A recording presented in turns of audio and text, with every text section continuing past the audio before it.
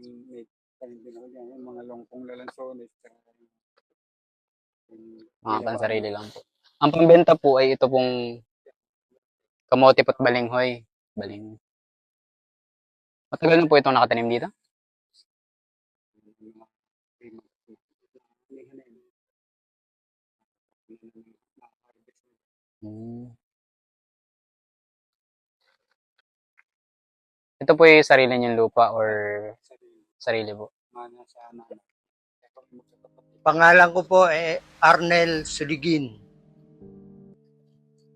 Ilang taon na po kaya kayo nagbubukid po? Mahigit 30 years na. Ano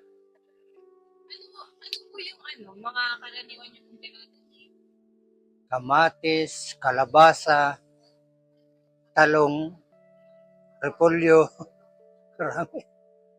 Ngayon, sobrang init. Dati, nakakatanim kami ng panahon ng Marso pa. Noon, ngayon, hindi na. Malaking epekto kasi dati maganda-ganda ang kita. Ngayon, parang nalulugi minsan kami.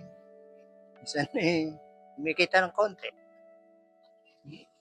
Sa halip na Marso kami tumatanim, ngayon tumatanim, January na kami nag-uumpisa para malamig-lamig pa. Sa halip na magtanim kayo, mag-aral na kayo mabuti. Kasi walang kasiguraduhan ng pagtatanim ngayon. Malimit kasing malugi na. Iba ang may pinag-aralan. Dahil na rin po siguro Sa pabago-bago. pabago-bagong problema. Kaya yung aking mga anak, sabi ko, mag-aral na lang kayo. Mahirap pang magbukid.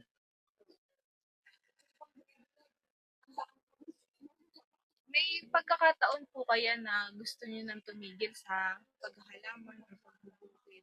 Maraming beses na. Kasi nga, nalulugi minsan.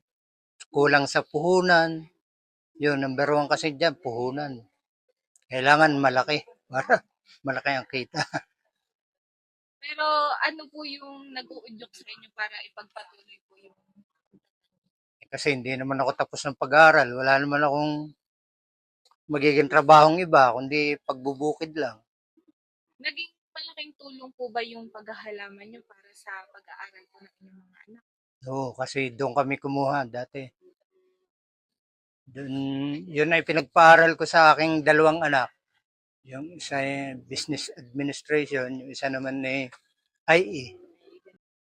Sa kabila po nung mga pagkalugi or mga pagsubok po na napagdaanan niyo sa pagtatanim or paghahalaman, ano po kaya yung nagpapalakas ng loob niyo para ipagpatuloy po yung Yun nga, yung kailangan kasi wala trabaho, saka kumikita pa rin naman kahit pa paano. Minsan nakakatulong pa rin sa iba. Trabaho ko talaga yung paghalaman. Nung una, nag-tricycle ako, kaya nga lang hindi sasapat nung nagpapaaral pa ako ng college. Di, sabi ko, paghalaman na lang. Noon nga, malakas pa akong kumita sa paghalaman. Ngayon, medyo munti na, nakatapos naman. nadaan po talaga sa panahon na hindi po nasakto sa presyo yung mga halaman. Minsan kasi binabagyo pa. Ayun. Pag binagyo, wala na. No, marami kasing mamimili na sila ang nagdadala sa mga market. Kumbaga may direct buyer na po kayo ng mga halaman. Oh. Bali, ang nangyayari po, ang bentahan niyo po ay bultuhan. Bultuhan.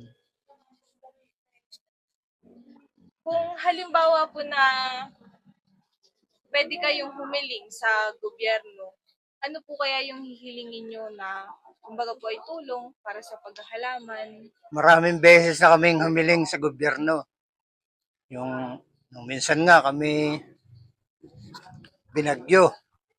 Sabi nila may tulong daw, pero wala pa kaming nakakamit sa gobyerno. Kumbaga po, nagsabi po sila na may tulong pero May wala tulong. pong nakarating. Oo.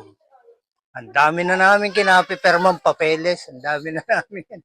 Walang dumarating. Pagka po halimbawa po na ganun po na may bumagyo or marami po kayong halaman na nasira, saan po kayo unang lumalapit?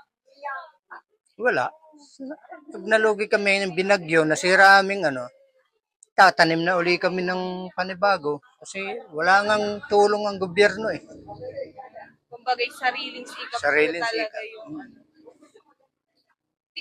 Dito po ba sa lugar nyo ay kasali po kayo sa samahan po halimbawa ng farmers? Hindi ako sumali diyan sa matagal na nga akong pinipilit nila. Pero nakikita ko naman sa kanila, wala din tulong ang gobyerno. Kumbaga, Abala lang. sa nakikita nyo po parang wala rin pong naiibigay yung Merong kaunti sa kanila pero hindi din sasapat para umunlad yung kanilang samahan. Walang ayuda, ika nga. kumbaga pampuhunan po, hindi po sila nakakapagbigay ng ganun. Wala pa. Simula nung sa tinagal-tagal kong naghahalaman wala man lang. Wala akong bigay ng gobyerno. 1997. Noon naghahalaman ako. Binagyo ang aming repolyo. Saka, nalimutan ko na ng gulay na. Wasak lahat. Wala. Ayos lang. Kumbaga po, nun po ay lugin-lugi po talaga. Lugin-lugi. Saka bagyong yung Glenda. Sira din ang aming mga halaman. Wala naman tulong. Kumbaga wala po talagang nalalapitan para sa Wala dito. Sa akin pero talagang bihirang-bihira dito tulong ng ating may lumalapit naman, yung sasabihin may ini-insurance yung halaman. Pagkatapos naman wala, hindi naman nadating yung tulong nila. Pero kumbaga may magandang alaala naman po kayo sa pagtatanim niyo po. Yun nga, yung napaaral ko yung aking anak, yun ang pinaka-the best ko. Alaala, dahil sa pagtatanim yun sa paghalaman ko lang. Simple innovations like water conserving drip system or solar powered pumps. Pwede itong gamitin ng mga magsasaka kung ipapakilala sa kanila ito ng tama. Pero kulang sila sa access at wala silang suporta. Nakakagulat isipin na ang pangunahing nagpapakain sa atin, sila pa ang pinababayaan. Sa pakikipagsalamuha ko sa mga magsasaka, nakikita ko sa kanilang mga mata ang lungkot. Pero bakas pa rin ang tapang.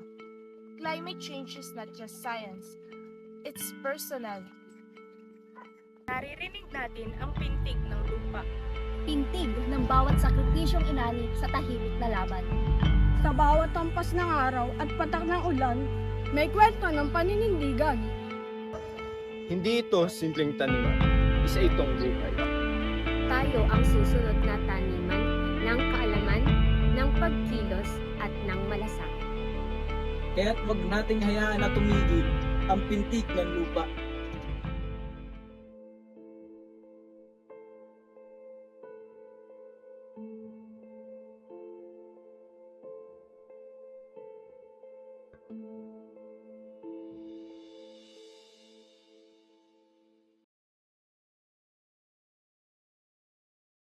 Welcome to my vlog. Namin. Fly na halos. Wait lang. Ting...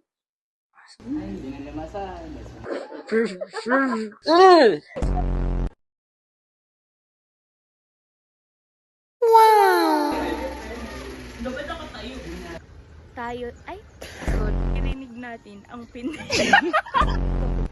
wait. Action! Kaya't Yan. tayo kayo. Game na ba yan agad? Oo, hindi.